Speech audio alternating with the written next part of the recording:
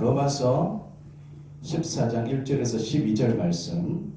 믿음이 연약한 자를 너희가 받되 그의 의견을 비판하지 말라. 어떤 사람은 모든 것을 먹을 만한 믿음이 있고 믿음이 연약한 자는 채소만 먹느니라. 먹는 자는 먹지 않는 자를 업신여기지 말고 먹지 않는 자는 먹는 자를 비판하지 말라. 이는 하나님이 그를 받으셨습니다. 남의 하인을 비판하는 너는 누구냐?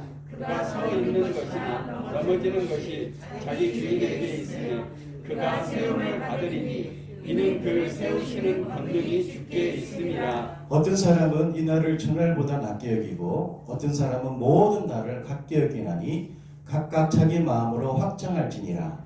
나를 중히 여기는 자도 주를 위하여 중히 여기고 먹는 자도 주를 위하여 먹으니 이는 하나님께 감사하며 먹지 않는 자도 주를 위하여 먹지 아니하며 하나님께 감사하느니라. 우리 중에 누구든지 자기를 위하여 사는 자가 없고 자기를 위하여 죽는 자도 없도다.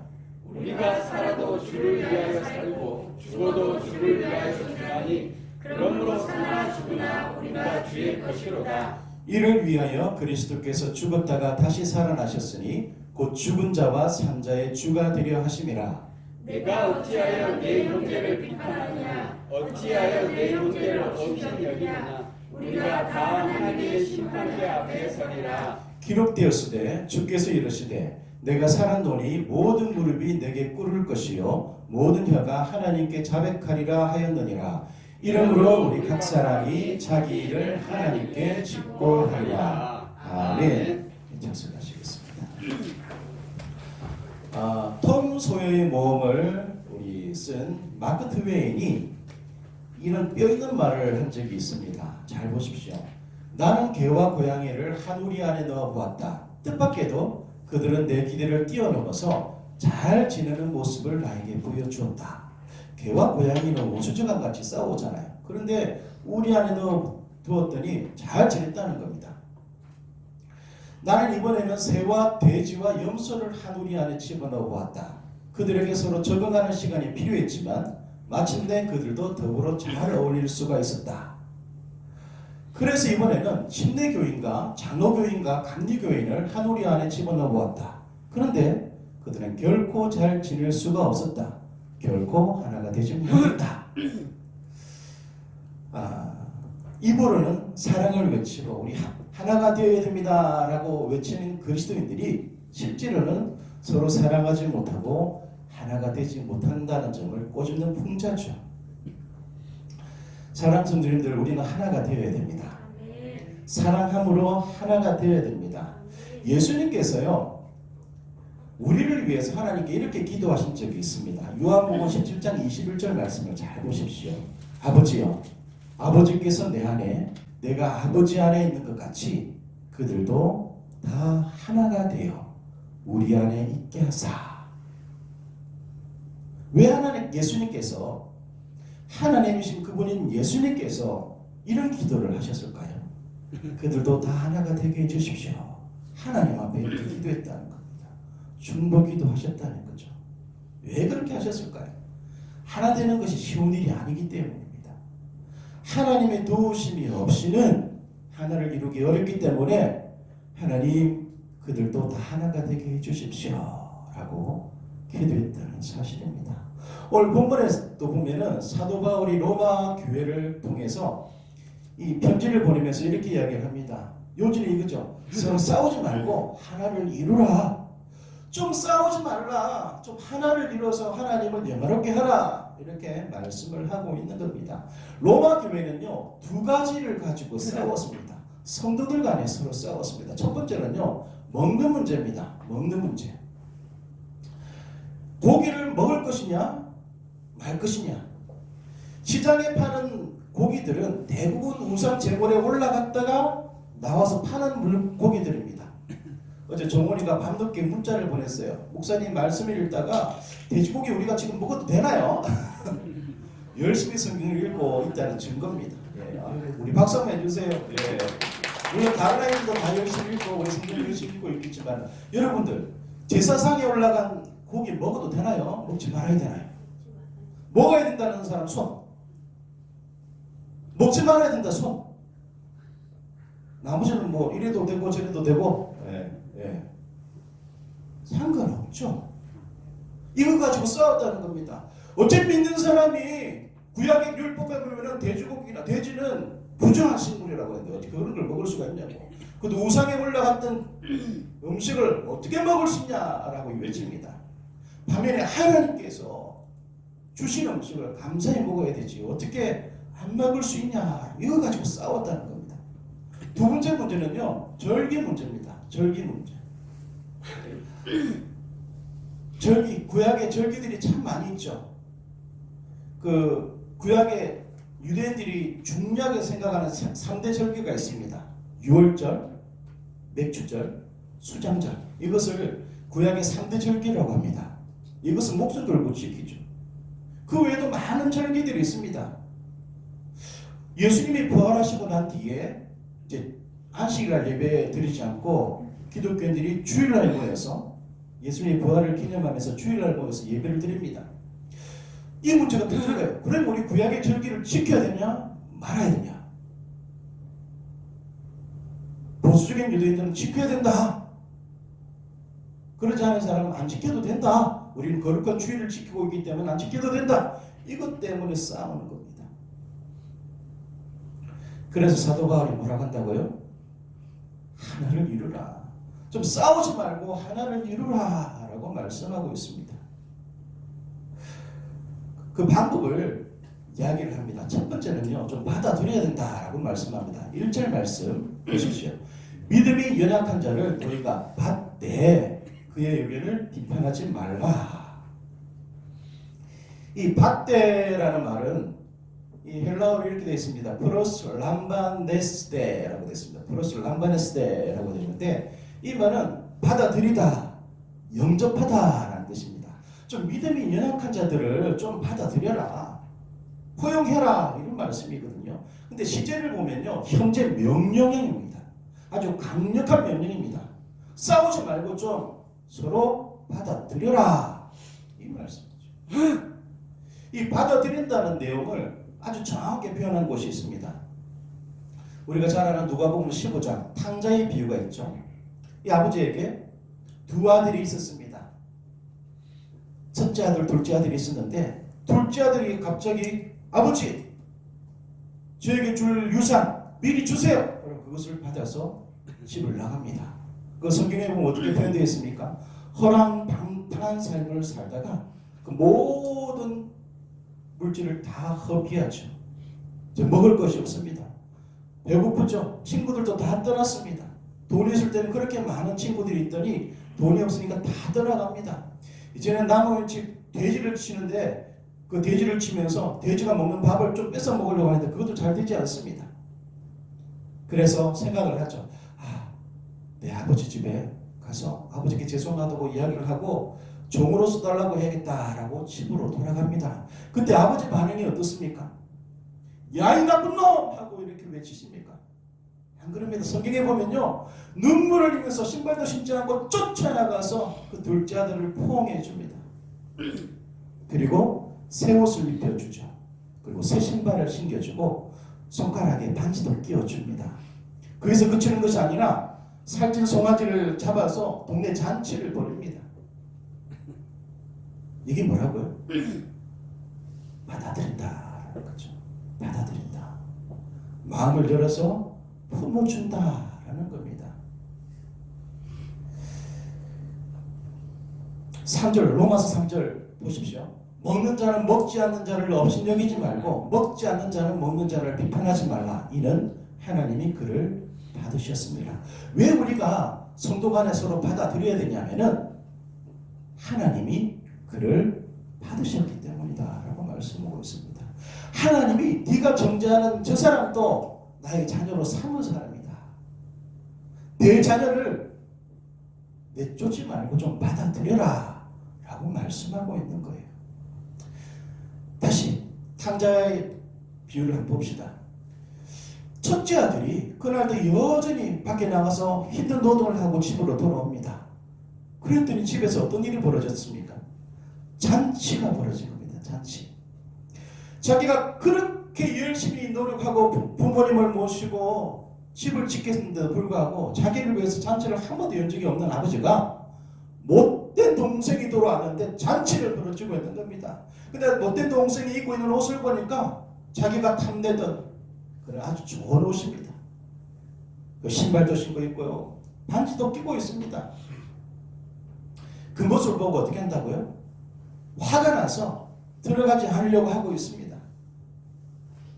그런데 아버지의 뜻은 동생을 받아주는 것이라는 거죠. 아버지의 뜻. 마음을 열고 좀 품어주는 것을 원하신다는 겁니다. 오늘 본문 10절 말씀을 보십시오. 네가 어찌하여 네 형제를 비판하느냐, 어찌하여 네 형제를 업신여기느냐. 잘 보시기 바랍니다. 네가 비판하고 업신여기는 사람이 누구라고요? 형제라고 표현하고 있습니다. 형제. 저희 집에 3명의 아이가 있습니다. 예. 근데 막내가 어떤 큰 잘못을 했다고 칩시다. 그러면 첫째, 둘째가 야! 너 나쁜 짓 했으니까 집 나가! 이렇게 하면 되나요? 그럴 수 없죠. 왜? 형제이기 때문에. 형제이기 때문에. 하나님 이렇게 말씀하고 있습니다. 네 형제를 비판하느냐, 네 형제를 업신여기느냐, 그러면 안 된다는 거죠. 마음을 좀 넓게 가지고 좀 품어주고 받아줘라 라고 말씀하고 있는 겁니다. 부부도 잘 보십시오. 하나님께서 서로 잘 보필이라고 붙여주신, 하나님께서 맺어주신 그런 사이죠. 그래서 우리 상대방을 배우자라고 하잖아요. 배우자.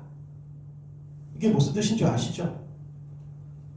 아내를 보고 좀 배워가면서 살아라. 남편을 보면서 좀 배워가면서 살아라. 그래서 배우자라고 하는 거 아닙니까? 하나님께서 돕는 배필로 주신 이 사람들, 이 사실을 잊지 말고 좀 잘못을 했다더라도 품어주고 살아라. 이 말씀이죠. 가족들도 마찬가지입니다. 우리는 특히 영적인 가족입니다. 예수 안에서 가스펠 교회로 하나님께서 뭉쳐주신 영적인 가족입니다. 그래서 우리는 어떤 사람이 실수했을 때 정죄하고 비난하는 것이 아니라 품어줘야 됩니다. 받아줄 수 있어야 됩니다. 여러분 그렇게 하실 수 있기를 바랍니다. 그래야 하나가 될 수가 있습니다. 하나님은요, 적을 받으라 라고 말씀하지 않았죠. 내 가족을, 형제 자매를 받아줘라 라고 말씀하고 있는 겁니다. 옆을 바라보면서 한번 이야기해 봅시다. 당신은 나의 가족입니다. 당신은 나의 가족입니다. 당신은 나의 가족입니다. 그래 우리가 하나가 될 수가 있습니다. 두 번째는요, 비판하지 말라라고 말씀하고 있습니다. 하나가 되기 위해서 두 번째 방법을 제시를 하는데 비판하지 말라. 좀 믿음이 연약한 자를 좀 받아주고 두 번째는 비판하지 말라. 1절 믿음이 연약한 자를 너희가 받되 그의 의견을 비판하지 말라. 비판하지 말라는 말씀이 참 많이 옵니다. 3절에 보니까 먹는 자는 먹지 않는 자를 업신여기지 말고 먹지 않는 자는 먹는 자를 비판하지 말라. 서로 비판하지 말라. 10절 같이 읽어볼까요? 시작. 내가 어찌하여 내 형제를 비판하느냐, 어찌하여 내 형제를 업신여기느냐. 비판하지 말라. 성경은요, 무조건 비판하지 말라라고 말씀하지 않습니다. 비판하지 말아야 할 사람, 비판할 거리가 아닌 사람들을 비판하지 말라라고 말씀하고 있습니다. 아무나 비판하면 안 됩니다. 비판하는 사람들, 늘 불평하고 비판하는 사람들 있죠. 그 사람들 모습을 보면요, 별것 아닌 거 가지고 비판합니다. 별것 아닌 거 가지고 불평을 하죠. 그렇게 살면 안 된다는 겁니다. 이 신학 용어 중에 아디아포라라는 중요한 단어가 있습니다. 아디아포라. 한번 해볼까요? 아디아포라.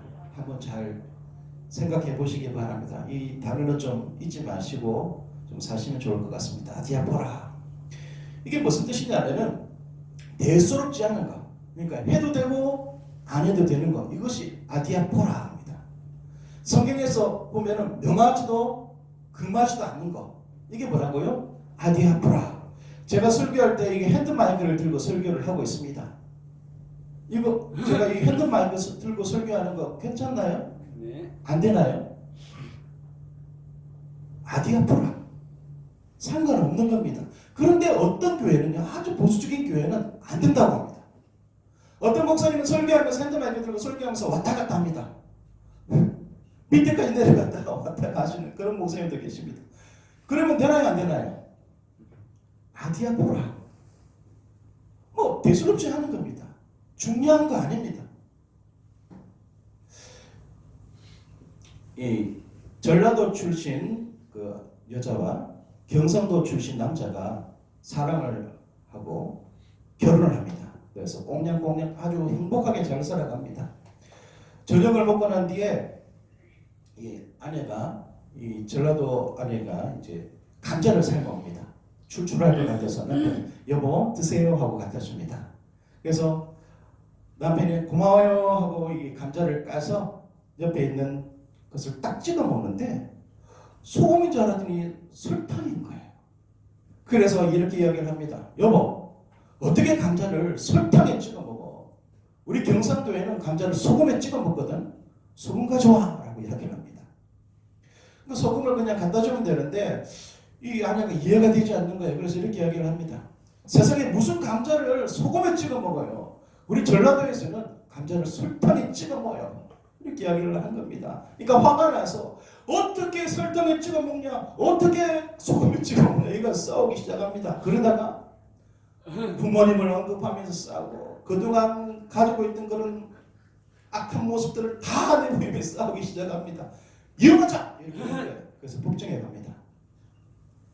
판사 앞에 딱 섰습니다. 그러자 남편이 열변을 하면서 열변을 터뜨리면서 이야기를 합니다. 판사님, 어떻게 감자를 설탕에 찍어 먹을 수가 있습니까? 그러니까 이 아내가 판사님, 저는요 감자를 소금에 찍어 먹는다는 거 처음 들어봅니다 라고 이야기합니다. 판사가 들어보니까 어이가 없잖아요. 판사가 이렇게 이야기합니다. 아니 어떻게 감자를 설탕이나 소금에 찍어 먹습니까? 우리 강원도에서는 감자를 고추장에 찍어 먹습니다 라고 이야기한다. 이게 뭐라고요? 아디아파라. 아니 감자를 소금에 찍어 먹으면 어떻고 설탕에 찍어 먹으면 어떻습니까? 뭐 고추장에 찍어 먹으면 어떻습니까? 아디아파라. 이게 싸울 일인가요? 이혼할 일입니까?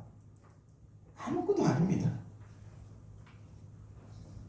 이런 것들은 서로 이해해 줄 필요가 있다는 겁니다. 살아온 모습들이 다르고 자라온 환경이 다르잖아요. 그 서로 이해해 주면 되죠. 이거 가지고 싸울 필요가 없다는 겁니다. 그래서 누군가를 비판하기 전에 그 문제가 그렇게 목숨 걸리는지 생각해 봐야 됩니다. 생각하지 않고 막 이렇게 싸우기 시작하면요 한도 끝도 없습니다. 우리 이렇게 한번 얘기해 봅시다. 그럴 수도 있다. 그럴 수도 있다. 자, 설명절이 지나면은 부부끼리 싸우는 사람이 그렇게 많다고 그러는데 우리 교회는 아무도 없는 것 같습니다. 우리 앞뒤로 우리 같이 다시 한번 봅시다. 그럴 수도 있습니다. 그럴 수도 있습니다. 네, 그럴 수도 있습니다. 아디아포라, 아디아포라. 네. 여러분, 복음에는 목숨 거십시오. 복음은 그 어떤 것과 또 타협해서는 안 됩니다. 하지만 그럴 수 있는 문제, 아디아포라 이런 문제는 좀 너그럽게 넘어갈 수 있기를 축복합니다. 그래야 하나가 될 수가 있습니다. 마지막으로 주님을 위해서 살아야 된다라고 말씀을 하고 있습니다. 주님을 위해서. 7절 말씀, 우리 중에 누구든지 자기를 위하여 사는 자가 없고 자기를 위하여 죽는 자도 없도다. 아멘. 사도 바울이 로마 교회 성도들을 보니까 서로 다른 것 같지만 목적은 똑같은 것을 발견하게 됩니다. 로마 성도들이 뭐 가지고 싸웠다고요? 먹는 것과 절기 문제 가지고 싸웠다고 그랬잖아요. 이 고기 먹는 사람과 먹지 않는 사람을 보니까 먹지 않는 사람은 하나님 앞에서 자기를 부정하게 하지 않으려고 먹지 않는 겁니다. 하나님 영광을 위해서. 반면에 먹는 사람도 하나님이 주신 거니까 감사하며 먹는 거예요. 다른 것 같지만 같죠. 목적이 뭐라고요? 하나님의 영광을 위해서 먹기도 하고 먹지도 않는다는 겁니다. 그런데 서로 간에 당신이 고쳐야 돼, 당신이 고쳐야 돼 하면서 싸우고 있다는 겁니다. 요지는 서로가 하나님을 위해서, 주님을 위해서 살아가고 있다는 사실입니다. 그 사실을 가지고 하나님의 영광을 위해서 살아야 된다는 사실이죠. 19세기에 대표적인 설교자입니다. 찰스 스펄전 목사님, 우리 침례교회 목사님이신데 이 목사님이 애연가였습니다. 그 당시는 이 담배가 나왔을 때 담배가 성경에는 나와 있지 않잖아요. 이걸 피해라, 피지 말라 그런 말이 없잖아요.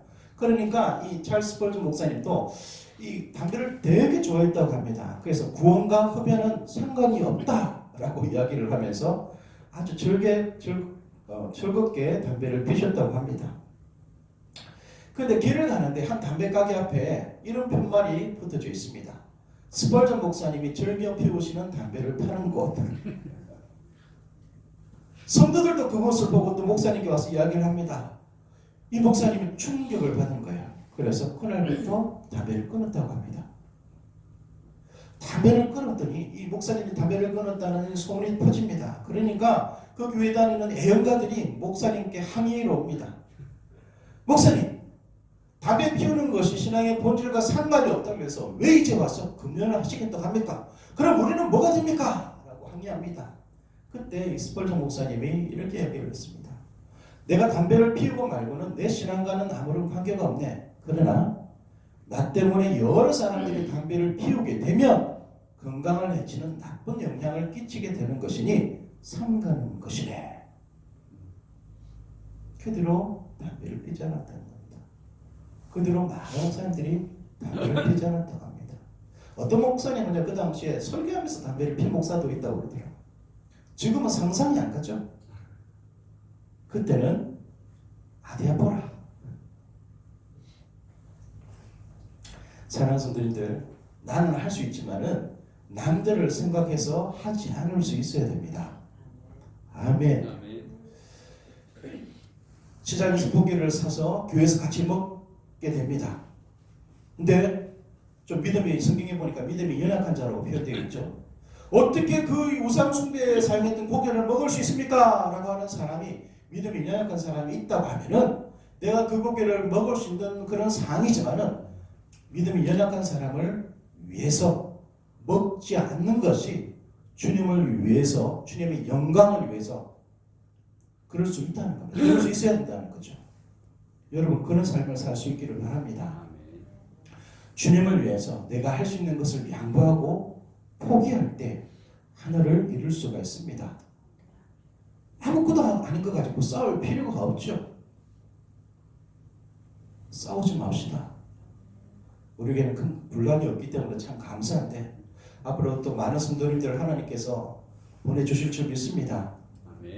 그래도 우리는 사이좋게 하나가 돼서 하나님을 사랑하고 우리 성도를 사랑하며 사는 그런 복된 교회가 되었으면 좋겠습니다. 우리 8절 아주 중요한 말씀이죠. 같이 한번 읽어봅시다. 시작. 우리가 살아도 주를 위하여 살고 죽어도 주를 위하여 죽나니 그러므로 사나 죽으나 우리가 주의 것이로다. 아멘. 잘 보십시오. 우리가 살아도 주님을 위해서 살고 죽어도 주님을 위해서 죽는다고 하면은요, 우리가 양보 못할 것이 뭐가 있습니까? 주님의 영광을 위해서, 주님의 영광을 나타내기 위해서 내가 양보할 수도 있어야 되고 포기할 수도 있어야 됩니다. 아멘. 우리 그렇게 삽시다. 오직 하나님의 영광을 위해서. 우리도 하나로 똘똘 뭉쳐서 일어나 빛을 발하는 그런 한 해가 되었으면 좋겠습니다. 그러려면요, 서로 받아줘야 됩니다. 좀 포용해줘야 됩니다. 나하고 생각이 다르다고 해서 그 사람을 무시하고 비판하면 안 됩니다. 비판하지 말아야 됩니다. 왜 비판하지 말아야 된다고요? 형제이기 때문에, 우리 가족이기 때문에 우리는 비판하지 말아야 됩니다. 죽어도 주님을 위해서, 살아도 주님을 위해 사는 가스펠 백성들이 될 수 있기를 축복합니다. 이 말씀을 묵상하면서 우리 잠시 기도하시겠습니다.